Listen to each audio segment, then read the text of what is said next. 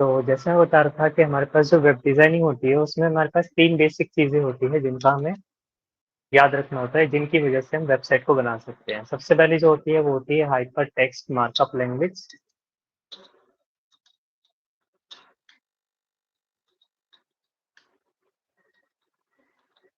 ठीक है? ये जो होता है, ये एक तरह का मार्कअप लैंग्वेज है, ये कोई कोडिंग लैंग्वेज नहीं है, मार्कअप लैंग्वेज है। मार्कअप मतलब ऐसी लैंग्वेज जो चीज़ों को मार्क करती है, ये कोई कोड नहीं करता चीज़ों पे। अब ये मार्कअप क्या होता है, अभी हम जब करेंगे तो ठीक से समझ में आ जाएगा आपको। सेकंड होता है हमारा सीएसएस, जिसको बोलते हैं कास्केडिंग स्टाइल शीट। ठीक है, इसे सीएसएस कहा जाता है, कास्केडिंग स्टाइल शीट। तीसरा होता है जे स्क्रिप्ट, जिसको हम जावास्क्रिप्ट बोलते हैं।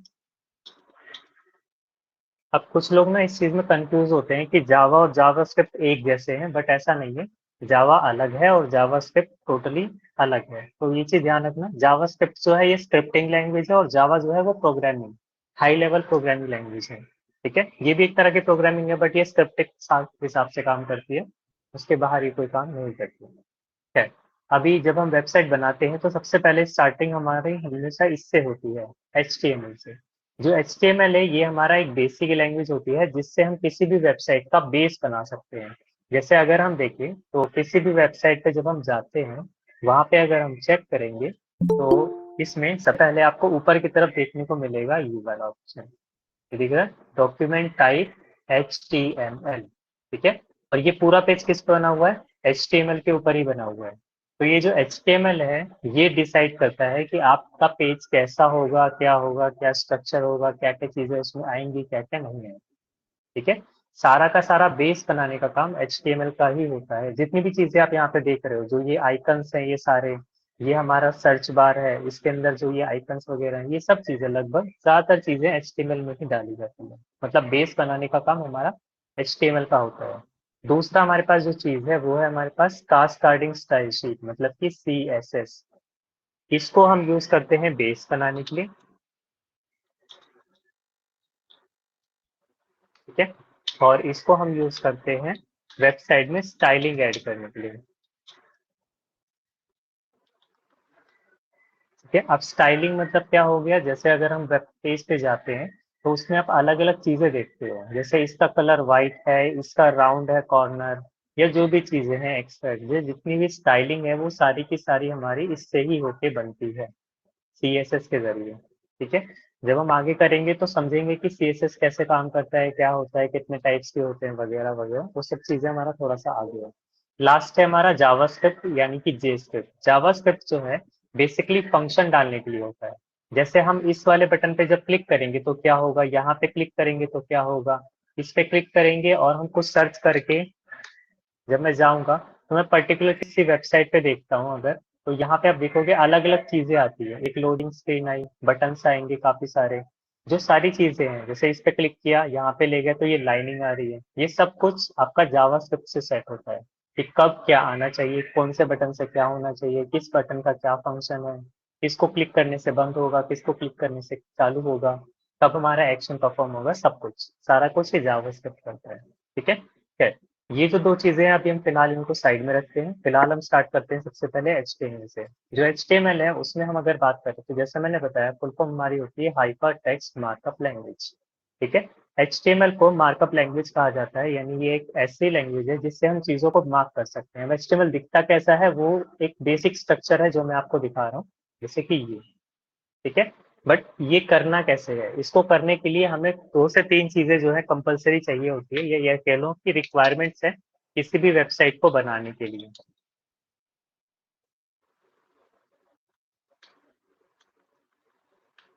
ठीक है, सर,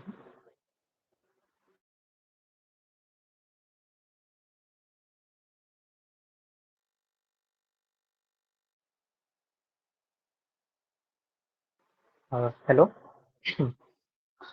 आवाज आ रही है आप सभी को? हाँ जी सर। ठीक है, कुछ बेसिक रिक्वायरमेंट्स होती है किसी भी वेबसाइट को बनाने के लिए। बेसिक रिक्वायरमेंट्स में क्या क्या आता है, ये ध्यान रखना है। आपके पास कोई भी एक पीसी, कोई भी एक लैपटॉप, ठीक है, या फिर टैबलेट, या फिर मोबाइल फोन, कुछ भी एक होना चाहिए। अगर इनमें से कुछ है तो आप उसको काम कर सकते हो, इनके बिना वेबसाइट को ना तो बना सकते हैं ना ही देख सकते हैं। तो इनमें से कोई भी एक चीज चलेगी। अगर आपके पास पीसी है तो अच्छी बात है, लैपटॉप है तो अच्छी बात है, टैबलेट है तो अच्छी बात है, और अगर कुछ भी नहीं है तो नॉर्मली लोगों के पास मोबाइल फोन तो होता ही होता है। ठीक है, तो कुछ भी आप यूज कर सकते हो, कोई फर्क नहीं पड़ता। अब ये रखना क्यों है, क्योंकि इसमें हमें कुछ चीजें चाहिए होती है। पहली चीज चाहिए होती है एक एडिटर। एडिटर मतलब टेक्स्ट एडिटर। ठीक है, टेक्स्ट एडिटर बहुत सारे टाइप्स के होते हैं, लेकिन मैं सबसे बेसिक की बात करूंगा जो हमें सब लोग जानते हैं हम सबको।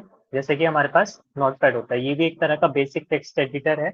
हम लोग वैसे तो एम एस वर्ड वगैरह सोच रहे होंगे कि एम एस वर्ड क्यों यूज नहीं कर रहे। नोटपैड और एम एस वर्ड में ना बहुत ज्यादा फर्क होता है। नोटपैड में क्या है कि ये सिर्फ टेक्स्ट एडिटर है, इसको बाकी चीजों से या बाकी ऑब्जेक्ट से कोई खास मतलब नहीं होता, इसीलिए टेक्स्ट एडिटिंग के नाम पे हम इसी चीज को यूज करते हैं। या आपके पास जो एडिटर है वो हम बेसिक लेवल पे नोटपैड को यूज करेंगे। नोटपैड के अलावा और भी काफी सारे होते हैं। अगर मैं मोबाइल की बात करूं या कंप्यूटर की, तो इसके लिए होते हैं हमारे पास वी एस कोड होता है, नोटपैड प्लस प्लस होता है, ठीक है, सबलाइन टेक्स्ट होता है, कप कॉफी होता है, बहुत सारे एडिटर्स हैं। तो जो आपको प्रेफर हो आप यूज कर सकते हो, लेकिन सबसे ज्यादा रिकमेंडेड रहेगा कि स्टार्टिंग में आप नोटपैड यूज करो, ताकि आपको टैग्स सारे के सारे क्लियर रहे और अच्छे से समझ में आ जाए। ठीक है, तो अभी हम नोटपैड ऑन करेंगे और इसकी वजह से देखेंगे कि कैसे काम किया जा सकता है। तो नोटपैड ऑलरेडी मैंने एक खाली पेज खोल लिया है। सबसे पहले जब भी हम कोई लैंग्वेज या कोई भी प्रोग्रामिंग चालू करते हैं तो ऊपर सबसे पहले डेक्लेरेशन आता है। ये इसका डेक्लेरेशन है। इस डेक्लेरेशन का मतलब है कि ये हमारा HTML5 का कंटेंट है या वर्जन है। यहाँ पे आप दिख रहे हो, ये डेक्लेरेशन लिखा हुआ है और डेक्लेरेशन के आगे लिखा है टेल्स वर्जन ऑफ HTML।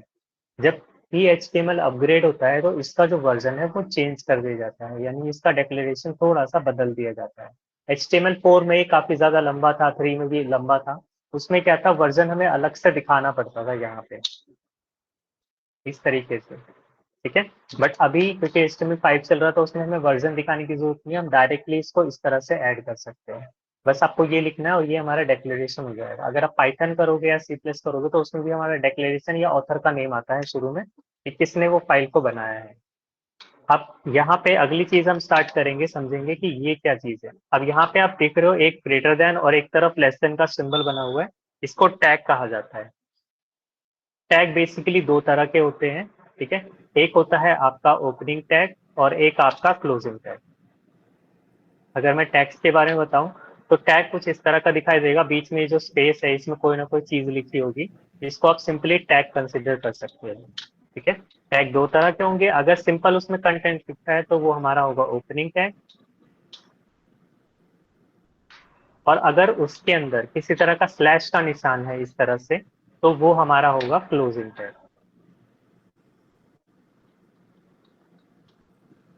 ठीक है, दो ही तरह के टैग्स होते हैं, ओपनिंग टैग और क्लोजिंग टैग।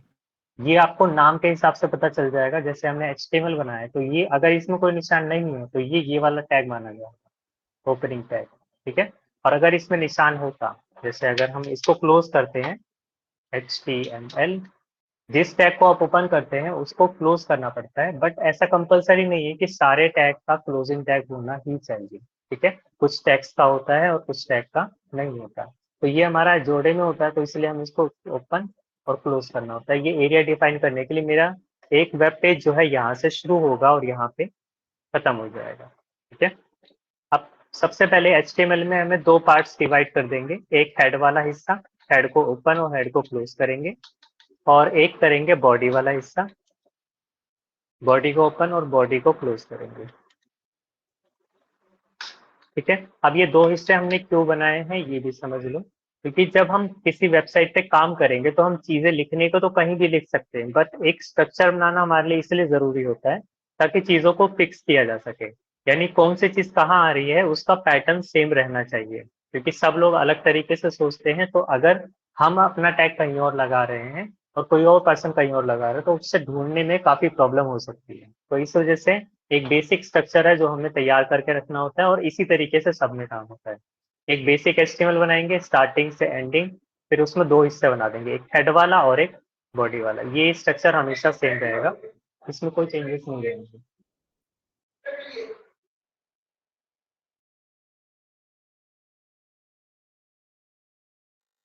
हाँ, एक मिनट।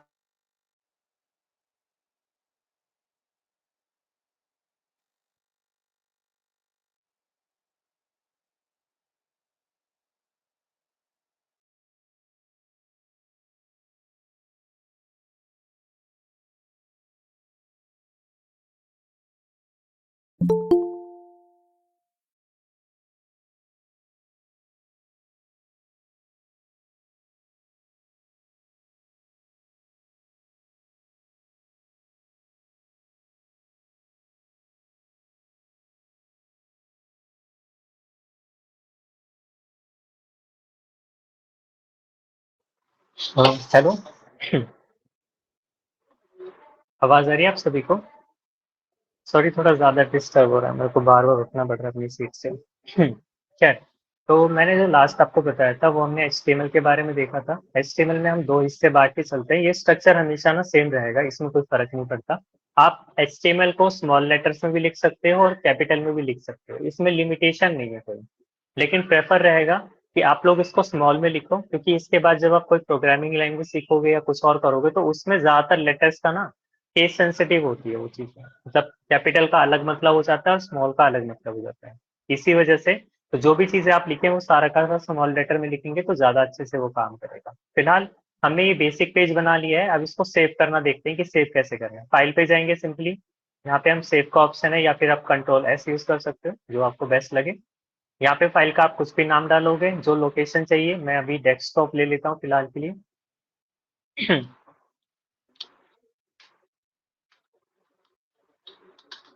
अब यहाँ पे मैंने एक चीज एक्स्ट्रा लिखी है, यहाँ पे हमारा फाइल का नाम है बेस, ठीक है। हम चाहे तो डायरेक्टली फाइल का नाम लिख सकते हैं, लेकिन क्योंकि हम स्पेशली इसको वेब पेज के लिए बना रहे हैं, तो इसलिए इसके आगे डॉट HTML लगाना पड़ेगा, ठीक है। जो भी आप अलग से कोई फाइल बनाते हो तो उसके आगे उसका एक्सटेंशन आता है हमेशा, ठीक है। इसके बाद सेव एज टाइप है, इसको चेंज करके आप करेंगे ऑल फाइल और यहाँ पे सेव कर देंगे। अगर यहाँ चेक करेंगे, सर सेव एस टाइप तो इसके दो होते हैं ना, एक डॉट HTML एक डॉट HTM, उससे भी हो जाता है। हाँ हाँ बिल्कुल सर, अभी सिंपल सिंपल कम कम चीजें बता रहा हूँ, बताने को सारा थोड़ी बता सकता हूँ सर। ठीक है सर। ठीक है, खैर। जो बेस हमारा है वो हमारा जो हमारा डिफॉल्ट ब्राउजर होगा ना उसके जैसा दिखाई देगा। जैसे मेरा डिफॉल्ट ब्राउजर गूगल क्रोम है तो ये इसके जैसा दिख रहा है। आपका हो सकता है माइक्रोसॉफ्ट एज या फायरफॉक्स या ओपेरा जो भी है उसमें दिखाई दे, कोई फर्क नहीं पड़ता उससे। आप इस पर सिंपली डबल क्लिक करेंगे और ये फाइल आपकी ओपन हो जाएगी। मैं एक साइड इसको खोल लेता हूँ और एक साइड हमारी जो ये नोटपैड वाली फाइल है इसको खोल लेता हूँ, जिससे आपको दोनों में फर्क दिखता रहेगा साथ के साथ। एक्स्ट्रा चीजें बंद कर देते हैं।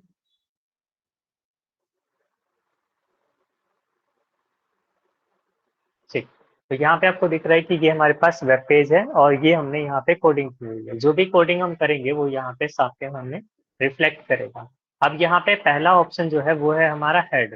हेड वाले हिस्से का आपको याद रखना है कि ये यूज सिर्फ इंफॉर्मेशन को सेव करने के लिए किया जाता है। इसमें अलग अलग तरह के टैग्स होते हैं। सॉरी। जैसे अगर हम बात करें हेड की, तो हेड के अंदर अलग अलग तरह के डॉक्यूमेंट्स या चीजों को इंफॉर्मेशन के तौर पे सेव किया जाता है। जैसे यहाँ पे आप देख पा रहे हो, हम इसमें टाइटल, मेटा इंफॉर्मेशन, लिंक्स, उसके अलावा हेड के अंदर बाकी जो इन्फॉर्मेशन है, मेटा में बहुत सारी तरह की इन्फॉर्मेशन आती है, तो वो सारी चीजें हम हेड के अंदर ही जाके सेव करते हैं हमेशा, ठीक है। अब ये हेड जो है इसके अंदर कैसे करेंगे, तो हम अपना डॉक्यूमेंट खोल लेते हैं वापस से।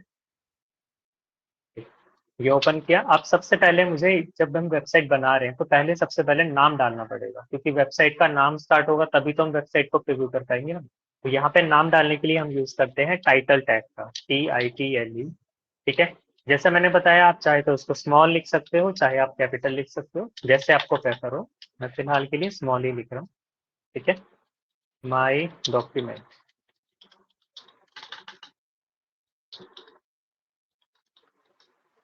ठीक है, ये मैंने लिख दिया।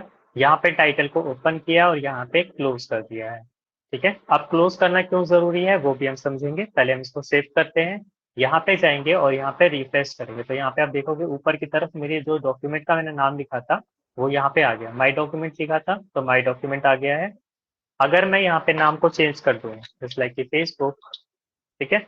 सेव करने के लिए आप कंट्रोल एस यूज कर सकते हो या फिर आप यहाँ से सेव कर सकते हो। फिर उसके बाद रिफ्रेश, तो यहाँ पे वो जो दूसरा नाम है वो आ जाएगा। जो भी नाम या जो भी चेंजेस आप करोगे तुरंत सेव करके रिफ्रेश करते रहेंगे तो साइड बाय साइड आपको सारी चीजें दिखती रहेंगी। खैर, अब अगली चीज जो मैंने लास्ट बताई थी कि हमारे पास जो टैग होता है उसका ओपनिंग और क्लोजिंग होता है।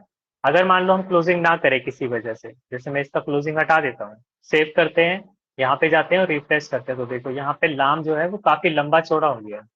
वो इसीलिए हुआ है क्योंकि इसने यहाँ से लेके जितनी भी चीजें अब आ रही है उन सबको इसने क्या मान लिया है, अंदर का कंटेंट मान लिया, क्योंकि मैंने इसको क्लोज नहीं किया। तो जब तक मैं इसको क्लोज नहीं करूंगा इस तरह से, तब तक ये कंटिन्यू वर्क करता रहेगा, चलता रहेगा, मतलब ये हमेशा। ठीक है, तो इसलिए आपको क्लोज करना पड़ेगा और सिंपली सेव करेंगे तो सिर्फ उतना दिखेगा जितना एक पर्टिकुलर टैग के अंदर आएगा एरिया। ठीक है, अब आते हैं अगले पार्ट पे, बॉडी। यहाँ तक तो सभी को क्लियर है ना, कोई दिक्कत तो नहीं? No sir. वैसे तो आप सभी को आता ही है, मेरे से ज्यादा समझदार है तो।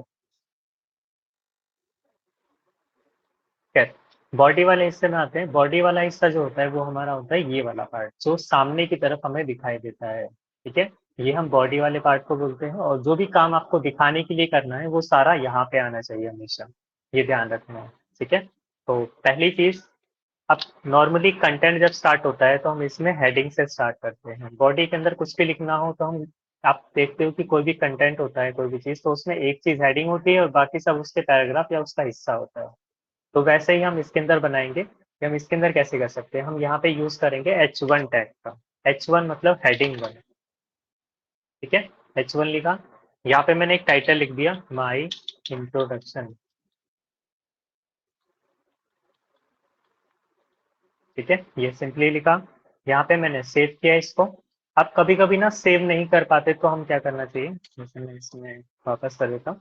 अगर आप नोटपैड पे काम कर रहे हो तो आपको एक चीज का पता होगा कि जब हम फाइल को सेव नहीं करते तो यहाँ पे स्टार का सिंबल आता है, लेफ्ट साइड कॉर्नर पे नाम के पास में आएगा स्टार का सिंबल, अगर हम फाइल को सेव नहीं करते। तो इससे हमें पता चल जाएगा ये चेंजेस जो मैंने किए वो सेव है या नहीं। अगर हम कंट्रोल एस प्रेस करेंगे तो वो स्टार का सिंबल हट जाएगा वहां से। ठीक है, तब आप इसको रिफ्रेश कर सकते हैं, उससे जो आपने चेंजेस किए हैं वो आपको सामने की तरफ दिखाई देने लगेंगे। ठीक है, तो अभी हमने यहाँ पे सिंपली एक चीज लिखी थी H1 यानी कि हेडिंग 1, यहाँ पे वो हेडिंग आ चुकी है। अब मुझे अगला कुछ बताना है या समझाना है, तो उसके लिए मैं लिखूंगा यहाँ पे P यानी पैराग्राफ। यहाँ पे मैं पैराग्राफ लिख लेता हूँ।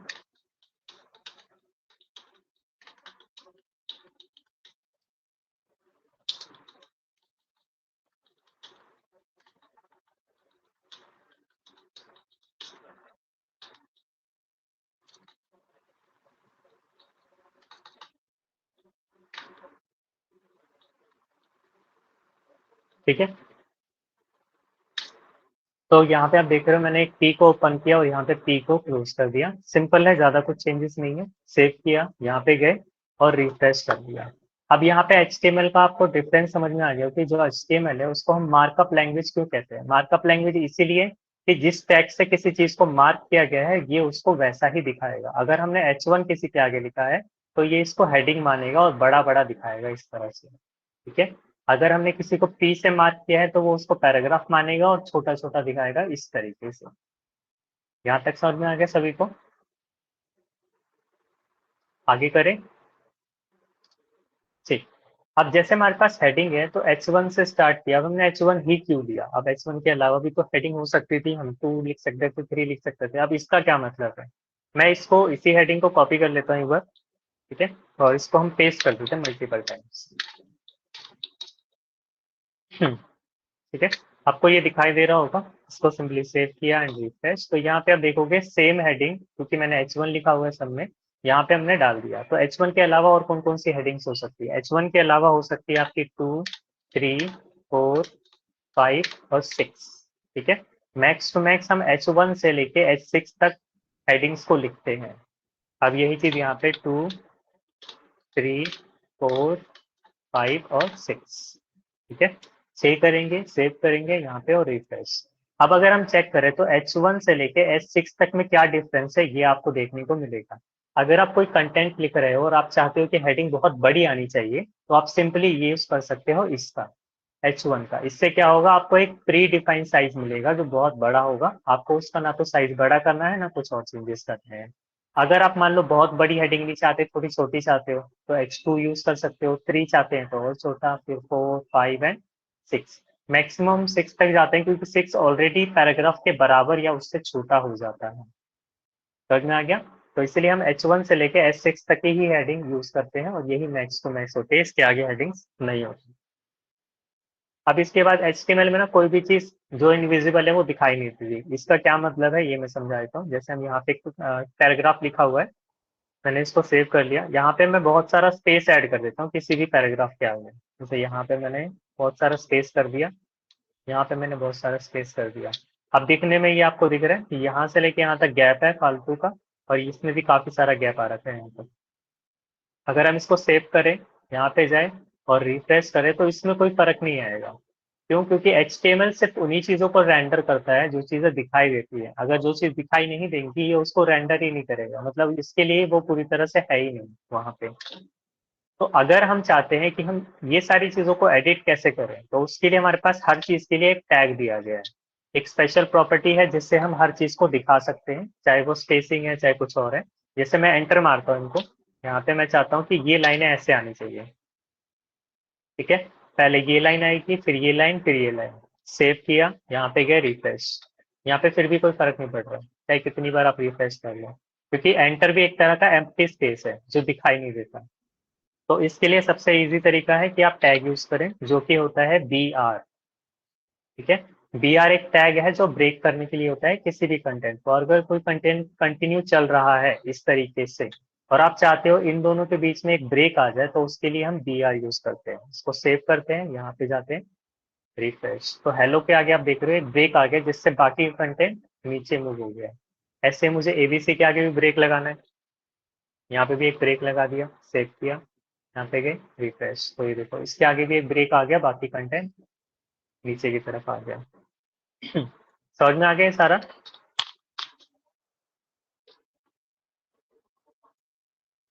ठीक है, अभी तक जो आपको बताया है उसमें कोई सवाल या किसी तरह का कोई क्वेश्चन आप लोगों का फिलहाल के लिए?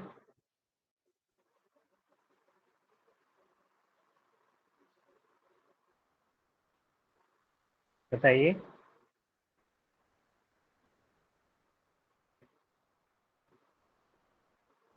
No sir. नहीं अभी के लिए, चलो ठीक है।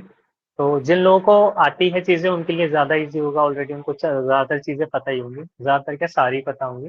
बट खैर, अब यहाँ पे हमारे पास कुछ चीजें आती हैं जो हमें स्पेसिफिकली एडिटिंग के लिए जरूरत होती है। जैसे नॉर्मली हम टेक्स्ट लिखते हैं तो सिंपल सिंपल तो ये आ गया, बट हम MS वर्ड में सीखते हैं बोल्ड, इटैलिक और अंडरलाइन करना, और ये सब चीजें सीखते हैं। वही चीजें हम इस पे भी कर सकते हैं, बट इसमें भी इसी तरीके से टैग्स लगाने पड़ते हैं। अब वो टैग्स कैसे काम करते हैं वो भी हम देखते हैं। जैसे मुझे ये जो चीज है ABC, ये थोड़ा सा बोल्ड करके दिखाना है यहाँ पे, तो हम यहाँ पे बोल्ड करने के लिए दो तरह के टैग का यूज करते हैं। एक होता है B टैग।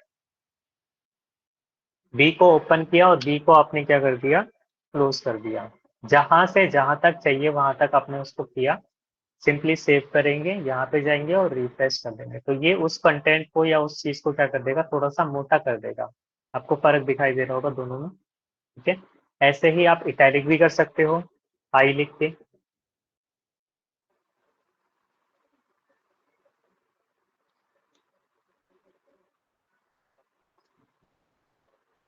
सेव करते हैं, यहाँ पे जाते हैं रिफ्रेश, तो ये इसको इटैलिक कर देगा, यानी हल्का सा तिरछा टाइप का है, कर्सिव कर देगा। आपने MS वर्ड में ऑलरेडी ये सारी प्रॉपर्टीज पढ़ी हुई है। और कोई चीज ऐसी है जिसको आपको अंडरलाइन करना है तो आप यू यूज कर सकते हैं इस तरीके से। सेव किया, यहाँ पे गए रिफ्रेश। ठीक है, तो अंडरलाइन भी हो गया, बोल्ड भी हो गया, इटैलिक भी हो गया। अब बोल्ड करने के लिए एक और तरीका है जिससे हम B की जगह पे स्ट्रॉन्ग लिख सकते हैं, वो भी एक तरीके का है। जैसे मैं ये वाला पार्ट करना चाहता हूँ, STRONG।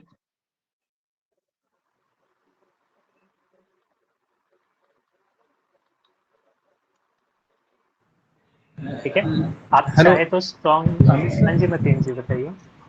Hello. Sir strong sir जो टैग होता है सर उसमें वो लिखते हैं जो इम्पोर्टेंट टेक्स्ट होता है। क्या क्या क्या? सर जो स्ट्रॉन्ग टैग लगाया है आपने हाँ उसमें हाँ। वो चीज़ लिखते हैं जिसमें इम्पोर्टेंट टेक्स्ट जो लिखते हैं वेबसाइट के ऊपर वो चीज़ लिखते हैं सर। देखिए होता नहीं बोल्ड की नहीं, तरह है ये, लेकिन इसका बोल्ड की पर्पस तरह ही होता होता है है ये, कि ज्यादातर लोग नहीं यूज नहीं करते बोल्ड, इसको नहीं एक्चुअली स्ट्रॉन्ग को बहुत ही कोई रेयर केस में स्ट्रांगली यूज चीज़ करते अगर लिखना है आपको उसके अंदर जो हैं। इम्पोर्टेंट हाँ। टेक्स्ट है वेबसाइट का, वही इसमें आप लिखेंगे स्ट्रॉन्ग टैग के अंदर। वो उसके लिए होता है, वैसे इसको यूज नहीं करता कोई, ये ज्यादा जी जी जी, इस्तेमाल में ही नहीं है यूज़ नहीं इसको। होता है जी। खैर, ये जो है ये सारे बेसिक टैग होते हैं जो आप नॉर्मली डॉक्यूमेंट बनाते टाइम भी यूज करते होगे, वही चीजें यहाँ पे यूज होती है। अभी देखने में आपको थोड़ा सा अजीब लग रहा होगा, समझ में नहीं आ रहा होगा क्या चीज कहाँ है कैसे है, बट 2-3 बार जब आप प्रैक्टिस करेंगे तो ये सारी चीजें आपके माइंड में सेट हो जाएंगी, ज्यादा मुश्किल नहीं होगा सारी चीजें। ठीक है, फिलहाल के लिए हम इतना ही करते हैं, बाकी चीजें जो है नेक्स्ट सेशन में होंगी। फिर अब इसके अलावा आपका कोई क्वेश्चन है इसके अंदर तो आप लोग पूछ सकते हैं।